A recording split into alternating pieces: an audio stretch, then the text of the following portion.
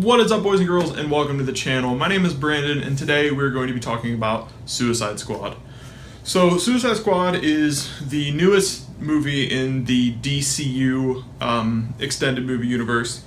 And let's just start off by saying, there are some drastic reviews out there. A lot of people are really bashing this movie. There are people saying it's not that bad. I just think this is a victim of its own hype.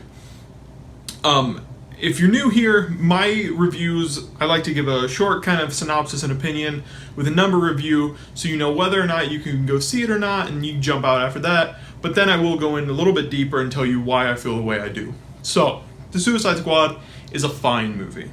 It's not great. It's not bad. It's a fine movie. I really, truly believe it deserves a 6 out of 10 review. And with that being said, I do believe you should go see it in theaters and form your own opinion. But if you watched the channel before and agree with anything I've said, I think a 6 out of 10 is an extremely fair score for this movie. So with that being said, I want to dive in a little bit deeper. This movie, I think, is a victim of its own hype. Everyone has said and thought, that this is the DC movie that is going to be great for me.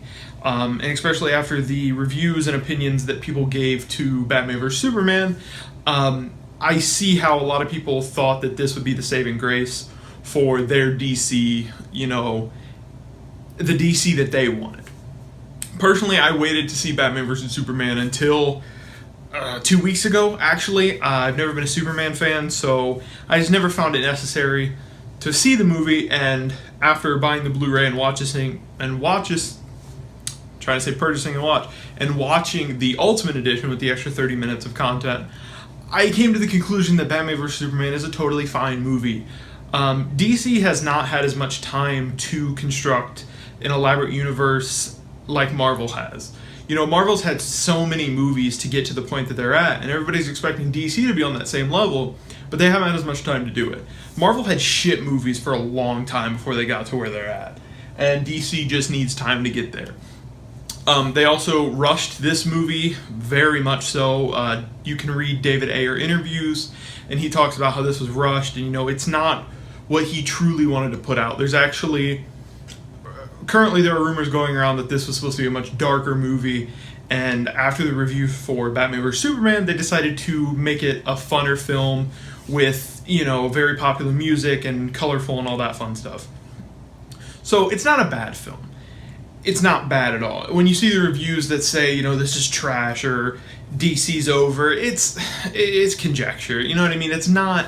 People like to blow things out of proportion for their readers or their viewers and make it seem like, woe is me, the world is over because this movie isn't what I hyped it up to be in my head. And if you go into a movie thinking this is going to be the best thing I've ever seen or this is going to be incredible, any expectation you build up for yourself before you see something is 9 times out of 10 not going to be matched. You need to go into films with the intention of an open mind, and you're along for the ride. I sat down for this movie. It's 2 hours and 3 minutes. That's the total runtime. I don't know if that includes the mid-credit scene, which I do recommend you stay along for. Even if it doesn't, that's only another 2 or 3 minutes. But this movie's not that long either, so it's not really that hard to go in with an open mind and just sit down and shut up for 2 hours, 2.5 hours on average, for a normal movie, and let the storytellers tell the story. Don't go in with a preconceived notion. So with that being said, go in with an open mind, you'll enjoy the film. It's a 6 out of 10. Why is it a 6 out of 10? Well, let's get into that. So, the good parts of this movie, the characters are interesting in the sense that they're comic book characters brought to life, which is also kind of a bad thing that I'll get into. But it's cool, the CGI is fairly well done. This is a sizzle reel for a comic book movie that we want to see in 3 years, really. This is almost like a 2-hour trailer for another Suicide Squad movie. And that's kind of sad to say, because this is the Suicide Squad movie, but it almost seems like it's just an action-packed trailer to get us ready for something bigger and better. And at the end, there is kind of this feeling of like, well, it was cool and all, but like, that's it. Like, that's what I'm left with. That's the movie. It's like shot after shot after shot of just action. and overall the story feels loose and really doesn't drive to a conclusion that you'd hope for. So with that being said, there are some good things going for it. Margot Robbie's a beautiful character. Will Smith did a great job.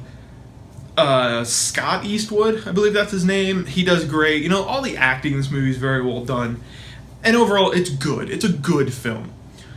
But let's get into the negatives. So, character-wise, character development, we don't see much of a character arc for any of these characters at all. They come in with, no intentions. So that's kind of what I mean when I say they're like a comic book character, which you don't know a whole lot of their backstory. You don't know much of their motive for what they're doing or why.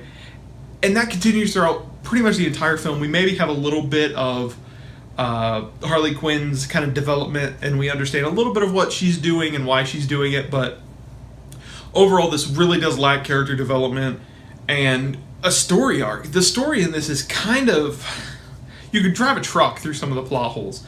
And that doesn't necessarily make it a bad thing because it's a comic movie, but if this wasn't a comic movie and it didn't have that crutch to lean on, we would really have to wonder where the hell is the story, because there isn't much of one. A lot of the actions just don't have meaning behind them. There is a rampant amount of misogyny and glorification of Margot Robbie. She's a beautiful woman, no one can doubt that, but she's incredibly sexualized. And whether that's a thing that should or shouldn't have been done, Harley Quinn has always been a character who is sadly a victim of domestic abuse. That's kind of the overarching storyline of Harley Quinn and the Joker. They're both psychotic, but, she kind of takes the shit out of it most of the time. And she is a sexualized character. And because of that, Margot Robbie plays her almost like a porn actress would play a character in a really bad porn parody. One-liners, flirtatious. And Margot Robbie's an incredible actress. If you see her in other things, you'll know that she's great at what she does. In interviews, she's not comfortable with the sexualization of her character. But that's just what Harley is from a character standpoint. So that's one of those things where you kind of got to go, that's what it is, so be it. There is a character who comes in who looks to be Native American. That doesn't develop into much of anything, and that's kind of offensive, where you're like, well, what was the point of even bringing him in? They don't tell you who the character is, no backstory, anything, and then it's just gone. So that's weird. Will Smith does an incredible job as Deadshot. I don't think they could have got anybody else to give me that sense of feeling that Will Smith does. Growing up, when I grew up, Bad Boys and The Fresh Prince and Men in Black, everything Will Smith is in, or was in at that time, was great, and this movie lends himself, back to that old Will Smith era of just great movies. I wish they would have got somebody else for Amanda Waller, personally. I'm a big CCH Pounder fan. I'll say it, sorry. The woman who did do a fine job. I just kind of wish they would have had CCH Pounder. Take what I get, I guess. And overall, Jared Leto actually did a really good job as the Joker. I know a lot of people don't want to hear that, and I feel dirty saying it myself. But he does do a good job. The biggest issue with him as the Joker and Harley Quinn as Harley Quinn is that they are self-aware of the fact that they're psychotic, and their psychosis inherently, they shouldn't know that they're the problem. And that's kind of something that the Joker has always thrived on, is that he thinks he's a normal guy. He's just psychotic and crazy and wacky and all that stuff. But in this movie, the damaged tattoo and the hand, he really plays up the hand tattoo with the smile. And the laugh is almost a little too slow and deep for my taste.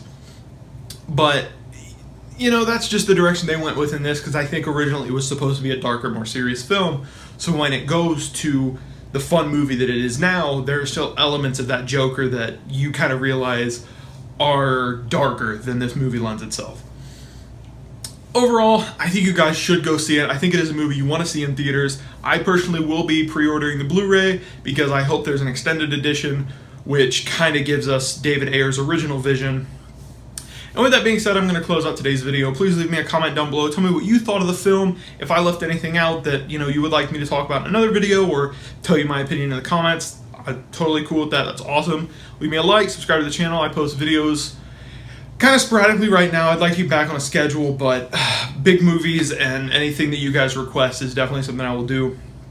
Movies a 6 out of 10. I do recommend you go see it. Thank you.